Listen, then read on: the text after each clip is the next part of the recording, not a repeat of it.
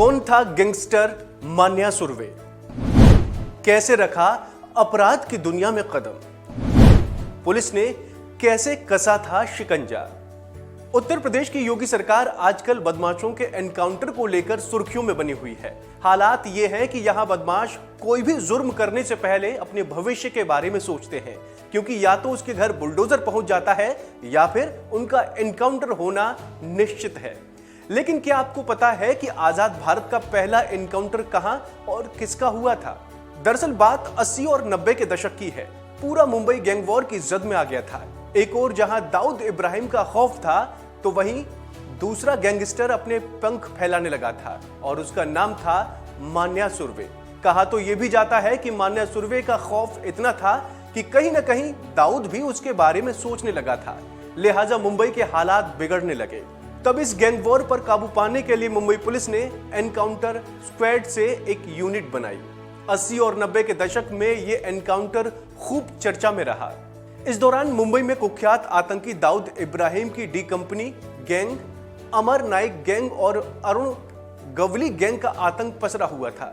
तब encounter squad को इनसे निपटने की जिम्मेदारी मिली। पहले एनकाउंटर की परिभाषा जानते हैं। जब अपराधी को चारों तरफ से पुलिस द्वारा घेर लिया गया हो और उसे सरेंडर करने के लिए कहा जाए, लेकिन फिर भी अपराधी सरेंडर करने के बजाय पुलिस पर हमला कर भागने का प्रयास करे, तो पुलिस द्वारा बदले में की गई कार्रवाई को एनकाउंटर कहा जाता है। इसमें अपराधी की मौत भी शामिल है।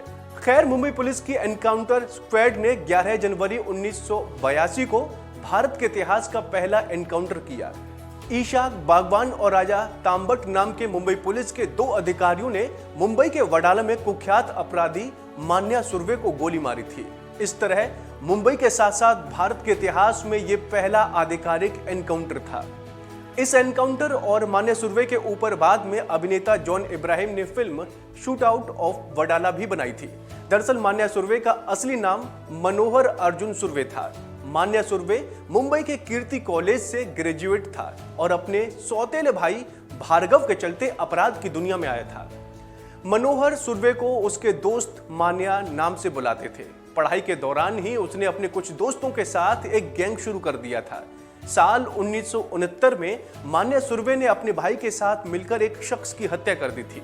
इसी मामले में उसे आजीवन कारावास की सजा हुई।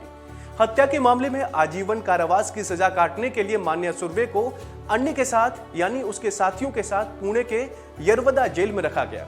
जेल में जाने के बाद मान्या सुर्वे का आतंक चरम पर था।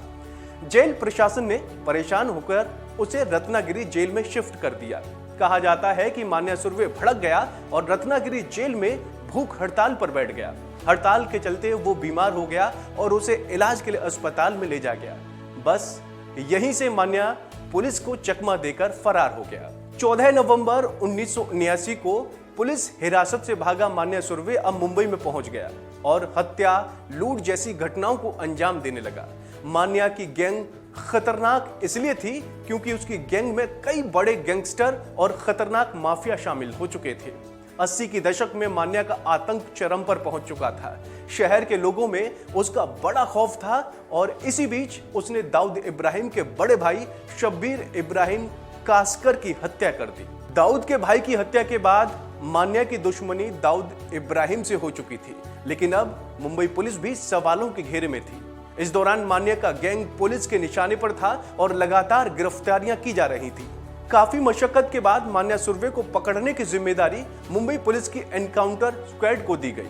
साल था 1982 और तारीख थी 11 जनवरी। पुलिस को इनपुट था कि इस दिन मान्या सुर्वे वडाला के अंबेडकर कॉलेज के पास अपनी प्रेमिका विद्या जोशी से मिलने आने वाला है। इसके बाद पुलिस उसकी प्रेमिका के सहारे मान्या सुर्वे तक जा पहुंची। थोड़ी ही देर बाद मुंबई पुलिस की एनकाउंटर स्क्वाड को लीड कर रहे ईशाक बागवान की टीम ने मान्या सुर्वे को एक मुठभेड़ में ढेर कर दिया और इस तरह एनकाउंटर आजाद भारत का पहला एनकाउंटर कहलाया गया। तो दोस्तों, उम्मीद है आपको हमारी ये जानकारी पसंद आई होगी। ऐसी ही तमाम अपडेट्स के लिए आप देखते रहिए वन इंडिया।